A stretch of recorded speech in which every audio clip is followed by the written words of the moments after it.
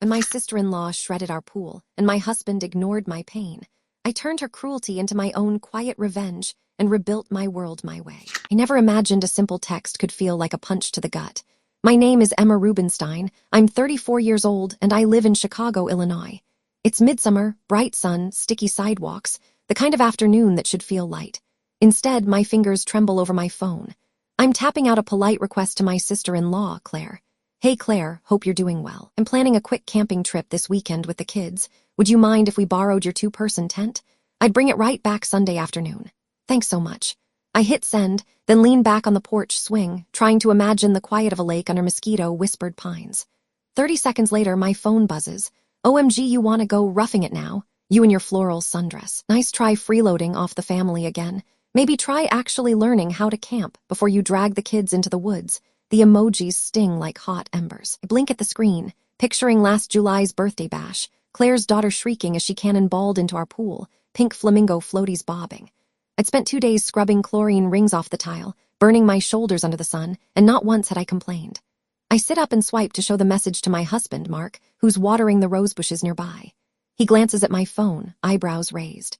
I wait for him to scoff at Claire's cruelty, side with me, but he just shrugs, tilting the watering can. Just let it go, Em, he says, voice flat. It's not worth it. I close my mouth against the retort that burns on my tongue. Let it go, he says, same way I let those scraped elbows from scrubbing go. Same way I let the loneliness of holiday hosting go. The same way I let Claire parade her superiority around our pool every summer without a second thought. My heart hammers. The hush of the afternoon feels suddenly heavy, like the air before a storm. I can't make sense of it. A harmless ask met with bile, and the person sworn to my side offering nothing but indifference. I lean back, legs dangling from the swing, and stare at the cracked concrete. I want Mark to reach for my hand to say, I've got your back. Instead, he turns away, humming softly as he tends to the roses. A hollow ache unfurls inside me. This isn't just a spat between sisters-in-law anymore. It's a sign that something's shifted in my own marriage, that the person I trusted most might not see me at all. My phone buzzes again with another mocking emoji from Claire. I swallow hard and tuck it into my pocket, breath catching on the realization. I've opened a door I can't easily close. What happens next could change everything. I still remember the weight of chlorine on my fingertips. Last July, the sun was relentless, baking the backyard into a makeshift water park. I stood poolside in cut-off shorts and a faded tank top, watching my 2 kids and a gaggle of neighborhood friends shriek and splash. The water was crystal clear. My Saturday mornings spent skimming leaves and testing pH paid off. Claire bustled around the patio, tying streamers to patio umbrellas and fluffing balloons until they bobbed like colorful jellyfish. Her daughter's eyes sparkled every time she ran by, shrieking, Mom, look how high I can jump. I handed out paper plates piled with cupcakes I'd baked at dawn, frosting still melting from the heat. I felt a familiar swell of pride. These moments were why I'd bothered with the endless scrubbing and the pink red sunburn that painted my shoulders. When the final happy birthday song fizzled out, I stayed to pick up every bit of trash, hose still draped over my shoulder, thinking of nothing but the tired smiles on little faces. That evening, I collapsed on the couch, sticky and bruised from leaning on elbows against the tile. My knees ached from kneeling to scrub grout lines. My phone buzzed with a text from Claire. Thanks again, Em. You're a lifesaver, couldn't have done it without you. I nearly wept. Part of me felt invisible the rest of the year, but in that moment I'd felt seen. Now, flipping through photos on my phone, each snapshot an echo of laughter, I notice how bright Claire's smile is, how genuine her gratitude seemed. My thumb hovers over the screen, pausing on a picture of me sipping cold lemonade, arms covered in suds, hair plastered to my neck.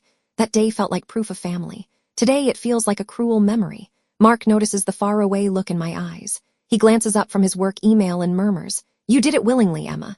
His tone is gentle, but there's no warmth behind it. You should have told me if you were tired.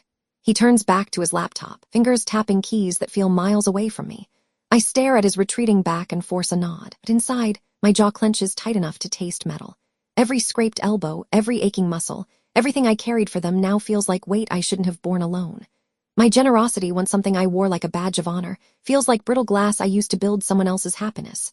A gust of wind rattles the screen door.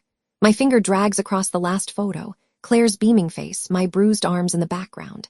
Beneath my skin, anger simmers hotter than any midsummer afternoon. I realize now that kindness can be weaponized when you stand alone. I close the photo gallery and set my phone on the table. I need to decide. Keep playing the part of the helpful sister-in-law, or finally let my own needs matter. Because when generosity cuts you deeper than cruelty, the only escape is to fight back. What I do next will determine whether I stay broken or finally break free. I could feel the silence drilling through me like a sharpened nail. That evening, the kitchen smelled of roast chicken and wilted parsley. I set 2 plates on the table, Mark's favorite recipe, and took a breath. "Mark," I said, sliding into my chair, "did you see Claire's messages?" My voice was low, brittle. He glanced up, fork halfway to his mouth. "Not now, Emma. Did you check the game scores? The Bulls are up by 10. I stared as he turned the conversation to last night's sports highlights, screen on his phone illuminating his smug grin. My words caught in my throat, untasted chicken cold on my plate. He rattled off stats, free throws, rebounds, some rookie's breakout performance. It was like shouting into a void. I remembered how, years ago, he defended me when Claire made a snide remark at Christmas. Now, he wielded indifference like a shield, hiding behind trivialities so I'd drop the subject. After dinner, he retreated to the living room, thumbing through his phone. The TV droned a relentless play-by-play. I watched his back as he sank into the couch cushions, the lights of the cable box casting a lazy glow. I felt invisible, a ghost haunting my own home. I folded my hands in my lap, memories flooding in. Mornings I packed his lunch before dawn. Evenings I stitched holes in his favorite shirt. Weekends spent entertaining his colleagues because it makes him look good. All those sacrifices, once a source of pride, now felt like shackles I couldn't kick free. And the final buzzer sounded on the TV. Mark yawned and stretched. "I'm beat," he said, disappearing down the hallway to our bedroom without a glance back. I sat alone, the hum of the TV thrumming in my ears. My chest tightened, every heartbeat echoing the words he'd never said. "I'm here for you." Later, I lay awake in our bed, dark settling around me like a blanket I couldn't shrug off. I relived Claire's mocking emojis, her sarcastic barbs about freeloading. I replayed Mark's silence, louder than any argument. I thought of the times I'd driven carpool, hauled beach chairs, juggled allergies and scraped knees, all for the sake of family harmony. I wondered when I had become nothing more than the backdrop to their lives. By dawn, I hadn't found answers, only resolve hardening inside me. When I heard Mark's alarm go off, he rolled over and mumbled, "Work's on early, gotta go." He slipped out of bed, leaving only the distant click of the front door behind him. I lay still, staring at our ceiling, the silence now absolute. It occurred to me that my house, once my sanctuary, had turned into a stage where my needs were background noise. I swung my legs over the side of the bed and stood, feet meeting cold wood. Today I would pack for the camping trip alone, no borrowed tent, no borrowed support. Tomorrow I'd face the family on my own terms. My reflection in the hallway mirror looked unfamiliar, eyes steady, shoulders squared. I would not disappear again, because sometimes the loneliest road leads you straight back to yourself, and I was ready to find out where it ended. Next, I lean into my first real act of independence, wondering if it'll free me or break me entirely. The morning sun felt harsh on my arms as I hefted the rolled-up tent onto the roof rack of my car. I'd borrowed a spare 2-person tent from my friend Leela. No emojis needed, no pot shots. My kids bounced beside me, their chatter a bright counterpoint to the knot in my stomach. "Mom, will the stars be big tonight?" My younger daughter asked, eyes wide and hopeful. I forced a smile, strapping the tent poles into place. "The biggest you've ever seen." Inside, my son adjusted his backpack, flicking through pictures of marshmallows and fish. "Can we roast s'mores first?" he asked, and I felt a pang of guilt, wishing I could promise carefree fun without the shadow at my back. I sent Claire a text, short, sharp. "Got another option, thanks. Enjoy your weekend," no reply. Silence like the heavy hush before thunder. I climbed into the driver's seat, inhaled deeply, and turned the key. The engine's hum felt like a heartbeat. As I pulled out of the driveway, Chicago's skyline shrank in my rearview mirror, replaced by the promise of pine-lined roads and hidden lakes. At first, the drive was deceptively peaceful. The kids sang old camp songs from the backseat. I tapped along on the steering wheel. For a moment, I tasted freedom. No snide texts, no dismissal, just the open road and summer's promise. We arrived at the campsite by late afternoon. The air smelled of damp earth and pine resin, cooler than the sticky heat back home. I helped the kids set up Leela's tent, clipping poles and unfurling canvas like a practiced hand. Their laughter echoed against the trees, and for a flicker of time, I almost believed everything would be okay. That night, under a vault of stars, we built a small fire. My daughter's marshmallow glowed gold on its stick. My son toasted his carefully, cheeks rosy. I toasted mine slowly, letting the sugar blister and bubble. I watched the flames dance, thinking about how the fire would burn out if I didn't tend it, and how I'd tended everyone else's flames for years. I pulled out a postcard and pen from my bag. The paper crinkled in my fingers as I wrote, "Missing you, Lovey." I left the card atop a flat rock, imagining it arriving on Mark's desk, fluttering amid his paperwork. Would he feel a twinge of guilt? Would my absence register as anything more than a weekend trip? The smoke curled into the night sky, carrying my questions up until they dissolved. My chest tightened with a question I couldn't silence. Was this the first time I'd truly chosen myself over family harmony? A branch cracked in the darkness, and my head whipped up. I scanned the shadows, just the trees, just the night. Yet my pulse thudded against my ribs. I realized that even here, miles from the city, I couldn't shake the feeling that something was watching, testing me, waiting for me to break. I closed my eyes and let the night air wash over me. Tomorrow, we'd hike to the lake, throw pebbles in the water, maybe fish. But tonight, I lay awake on a thin mattress, the tent walls trembling in a soft breeze, and wondered, could I ever escape the echo of betrayal in my own heart? Forrest answered only with silence, and I knew I had to face what came next alone. I pulled into the driveway before dawn, headlights slicing through the mist, and froze. My heart hammered as I killed the engine. The pool that had rippled under summer suns, where my children's laughter once danced, was now a hollow shell. The water was gone. In its place, yellow caution tape fluttered like warning flags in a storm, and the vinyl liner lay in jagged strips across cracked concrete. I stumbled out of the car, every muscle coiling. My hands shook so badly I nearly dropped my phone as I snapped a photo. Then I saw the pump, torn free from its mount, wires frayed, metal casing dented beyond repair. I reached for the chain-link gate and saw it, a tattered envelope pinned to the fence with a rusty nail. My breath hitched. Inside, in thick, looping script, Claire's words, "Enjoy this taste of gratitude, you ungrateful witch." My throat closed. I pressed a hand to my chest, tasting metal on my tongue. Memory of every blistered elbow, every late-night cleanup flood lit behind my eyes. I could almost feel the scrubbing brush in my hand, the sting of chemicals on my skin. I steadied myself against the fence. No footprints in the mud, no fingerprints on the note, just a void where kindness used to live. "Emma!" My daughter's voice trembled behind me. "What's—" I turned, pulling her into a hug so tight she whimpered. My son appeared at the car door, bleary-eyed, clutching a fishing pole. "I'm okay," I whispered, though my voice cracked. "Just something's wrong." They didn't understand. I dropped my phone and knelt to hug them both. Their small bodies trembled against mine, confusion, fear. The early morning chill crept through my shirt, but I couldn't feel it.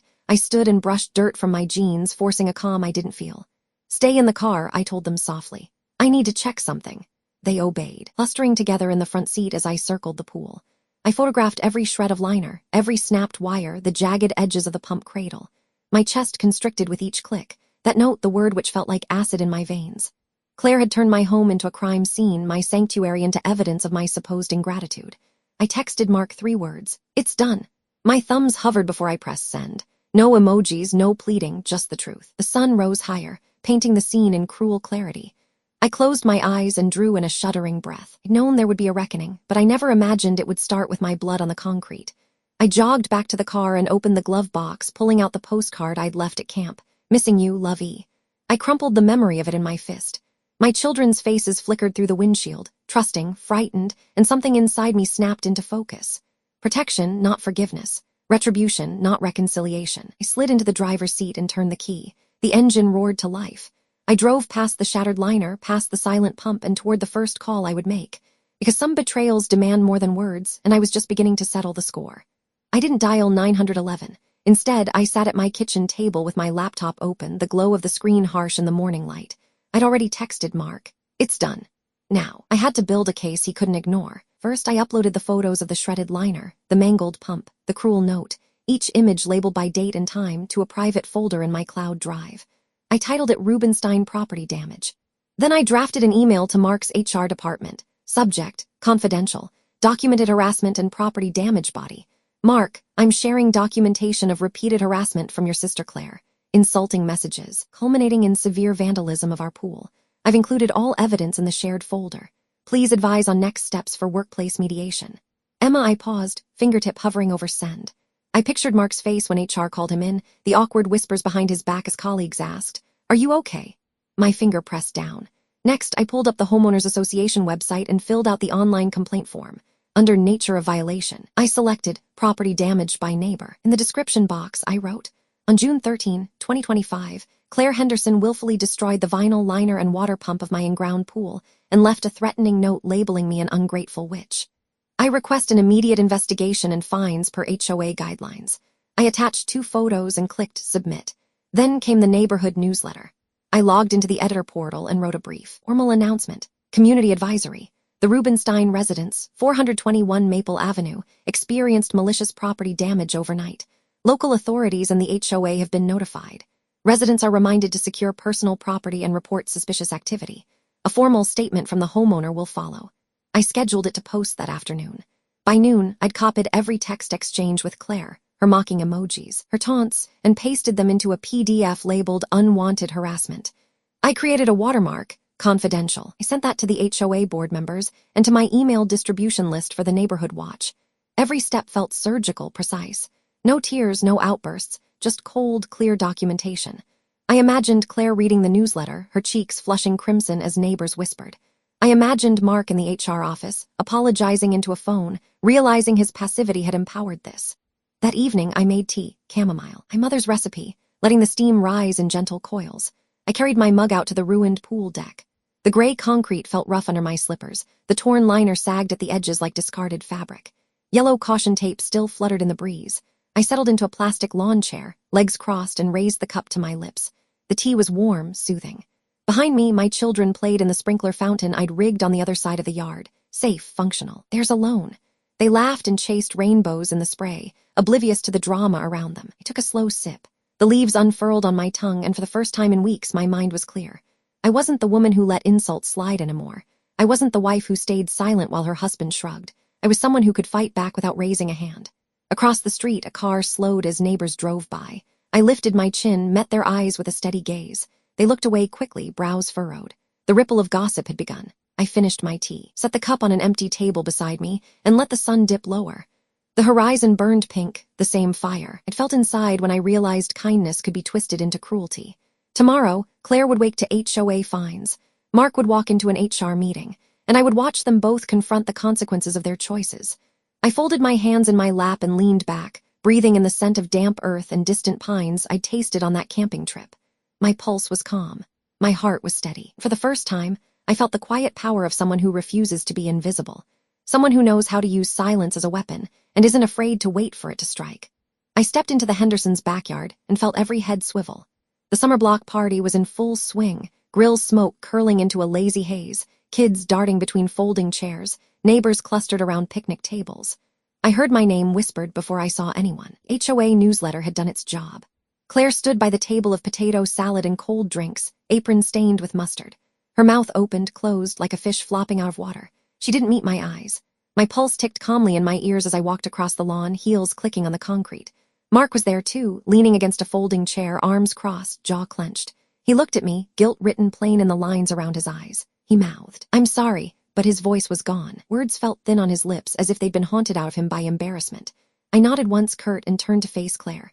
She bit her lip, eyes darting to the grass. Our guests, family, friends, her own acquaintances fell silent. I could almost hear the hum of gossip rolling through the crowd.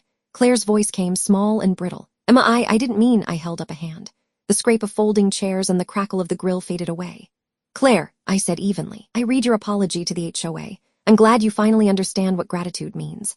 My words were soft but carried through the hush. A few heads nodded, their faces folding into expressions of sympathy for me and shame for her. Claire's eyes welled, but she didn't stand taller. Her posture slumped like a wilted flower. I felt no surge of triumph, only a strange wash of pity. This wasn't the sister-in-law I once thought I knew. Mark sighed and stepped forward, but I shook my head. "No more words, please. Done talking." He opened his mouth, closed it. I could almost see the apology rising, then shriveling back into silence.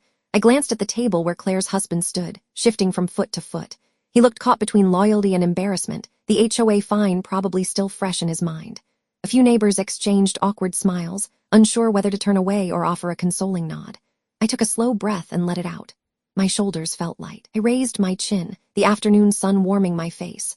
For the first time, I saw the scene not as a wounded hostess, but as someone who had reclaimed her story. I picked up a stray cushion from a folding chair and began flipping it over, matching patterns, smoothing creases. The simple motion felt grounding. Claire rubbed her hands together, then looked back up, eyes wide. "Emma," she whispered, voice cracking. I leaned over the back of the chair and arranged the cushion's corners. My fingers pressed into the fabric, straightening it until it was perfect. I kept my back to the crowd, my voice gentle yet distant. "Love means respect," I said quietly, almost to myself.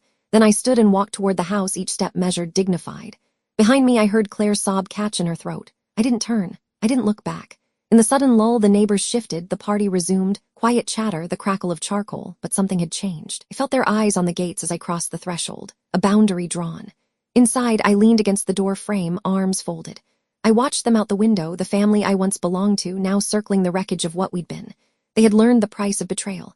Now I wondered, would they ever learn the cost of respect? I never thought a lock could feel like freedom.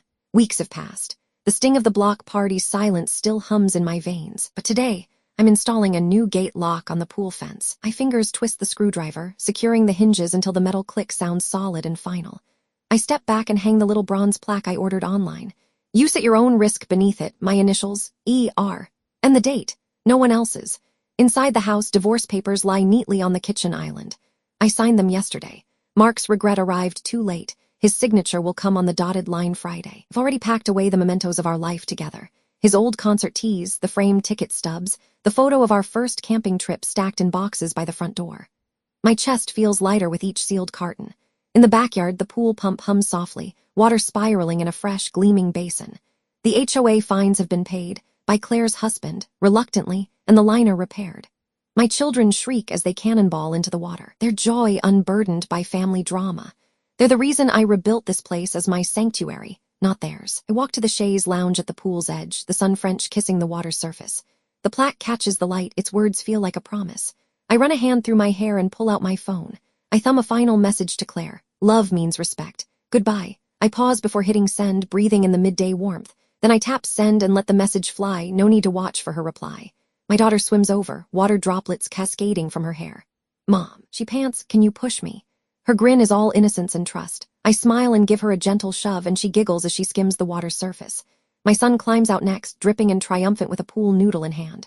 Race you to the ladder, he shouts. I rise, stretch, and meet him at the shallow end. We race, slow strokes, laugh-choked splashes, and I let him win. As he reaches the ladder, he turns, eyes bright. Best day ever, Mom. I crouch to hug him, water rippling around us. Mine too, sweetheart. Sun arcs westward, casting long shadows. I sit back on the chaise lounge, towel draped over my legs, and watch my children, my world, play without fear or tension. I've rewritten my story, no longer the woman who sacrifices herself for others, but someone who demands respect, draws boundaries, and protects her own. The lock on the gate isn't just metal and screws. It's the line I refuse to let them cross again. And as I lean back, sunlight dancing on the water, I realize the true power of silence, and the quiet strength it took to write my own ending.